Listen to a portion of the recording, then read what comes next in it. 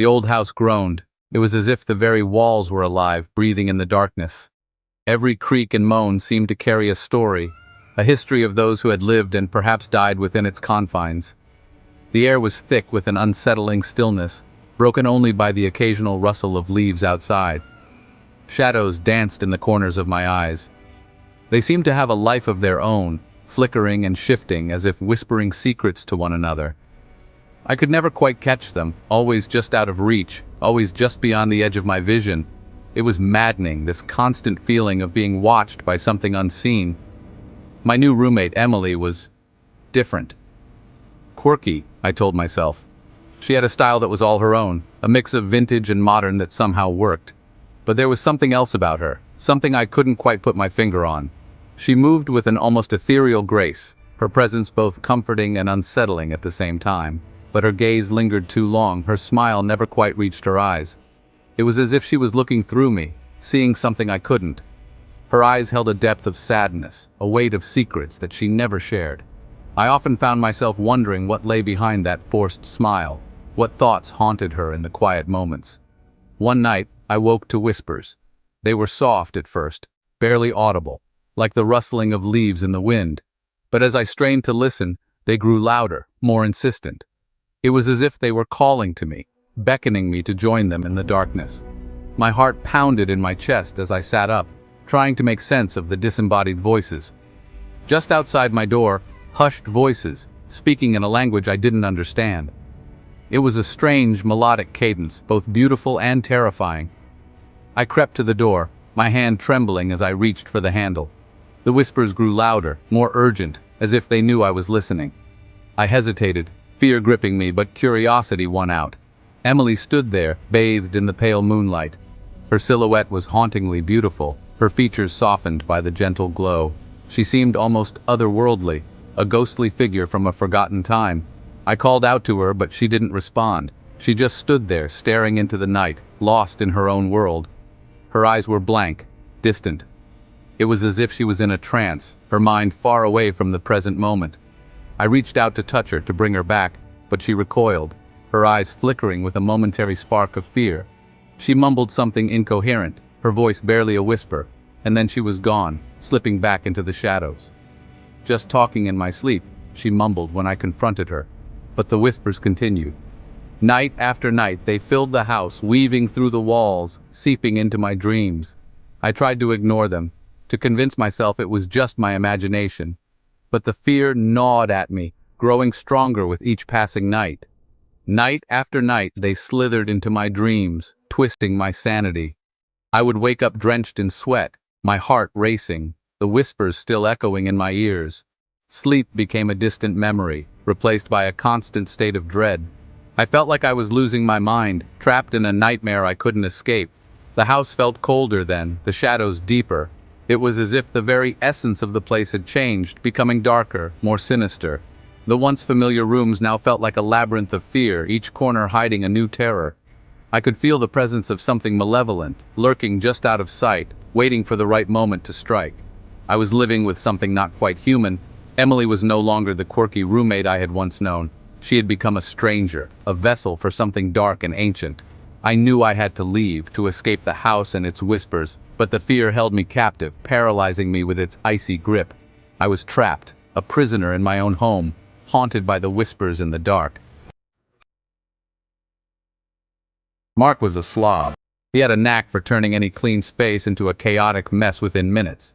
His side of the dorm room was a disaster zone, with clothes strewn everywhere, books scattered haphazardly, and half-eaten food left to rot. It was a sight that could make anyone cringe. His side of the dorm room was a disaster zone. Papers, clothes, and random items were scattered all over the place.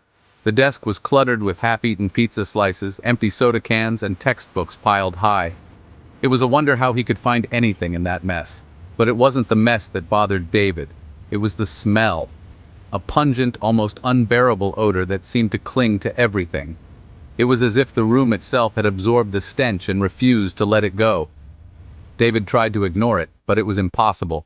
A sickly sweet odor that clung to the air, growing stronger each day. It was a smell that made David's stomach churn.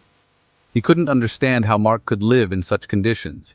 The odor seemed to have a life of its own, intensifying with each passing day. David noticed the flies first. They appeared out of nowhere, buzzing around the room, landing on the piles of dirty clothes and leftover food. It was as if they were drawn to the stench, unable to resist its pull.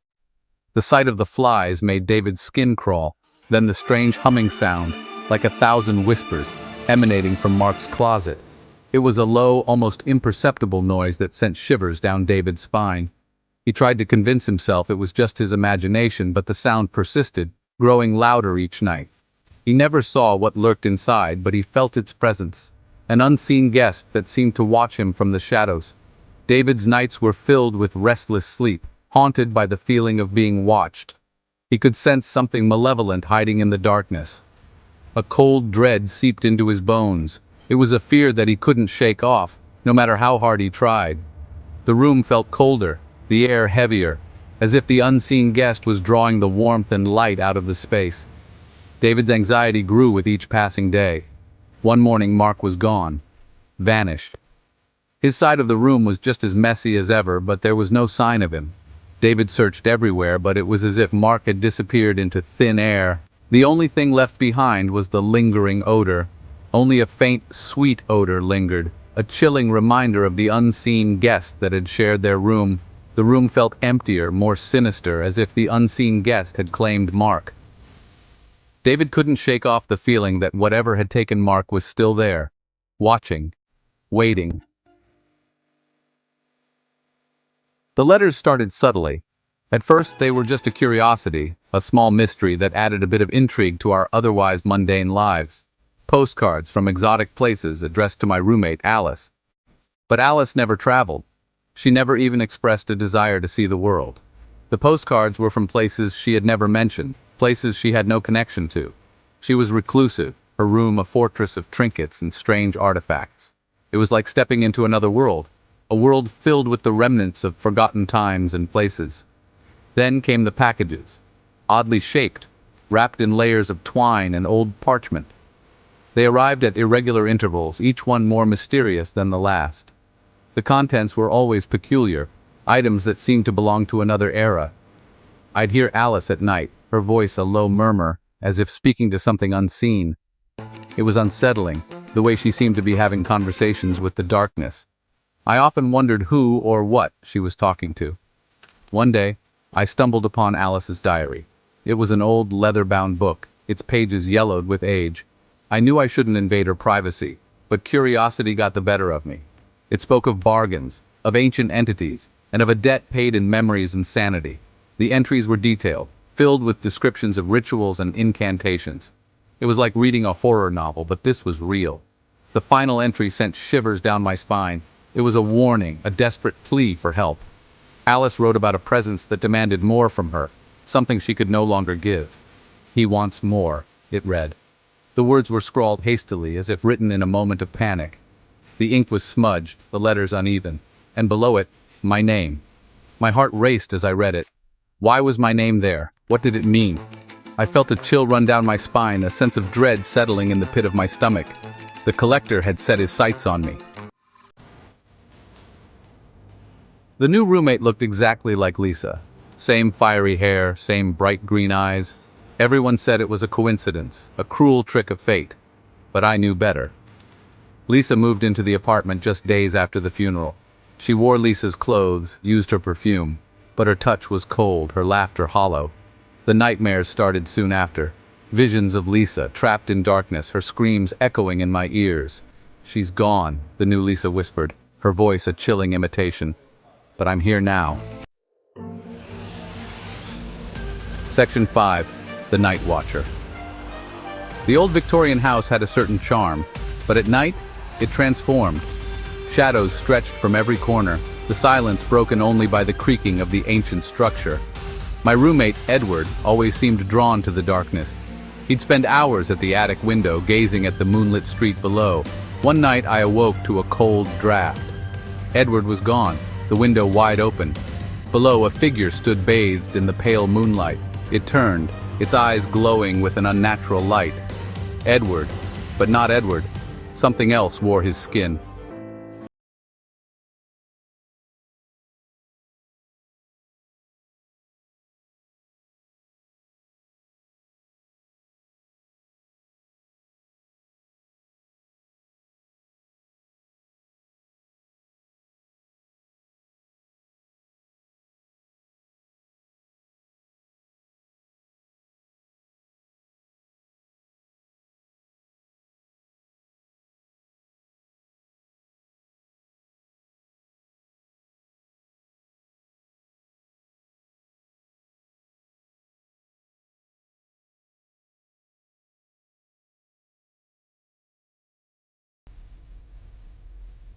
Section 7. Mirror, Mirror. The antique mirror was beautiful, its silver tarnished with age. My roommate Claire insisted on hanging it in our living room despite its unsettling aura. I started seeing things in its reflection, fleeting glimpses of a shadowy figure lurking in the background, a distorted version of myself with eyes filled with malice. Claire grew increasingly obsessed with the mirror, spending hours gazing at her reflection. One day I came home to find her gone. The mirror was shattered, shards scattered across the floor, and reflected in each one a pair of cold, malevolent eyes. Section 8. The Roommate's Curse. The old woman had warned us. "Don't let him in," she croaked, her voice raspy with age. "He's cursed." But we dismissed it as the ramblings of a senile neighbor. Our new roommate, Daniel, was charming, charismatic, but beneath the surface, a darkness lurked. He never slept, his eyes always watching, always hungry. One by one, our loved ones met with tragic ends. Accidents, they called it. But I knew the truth. Daniel's curse spread like a virus, consuming everything in its path, and soon it would be my turn. Section 9. Conclusion, Alone in the Dark. The stories linger, shadows cast on the walls of our minds. They remind us that sometimes the greatest horrors lurk not in the darkness outside, but in the faces of those we trust the most. The next time you hear a bump in the night or feel a chill run down your spine, remember these tales, and be careful who you share your home with. You never know what nightmares might be lurking in the shadows, waiting for their chance to emerge.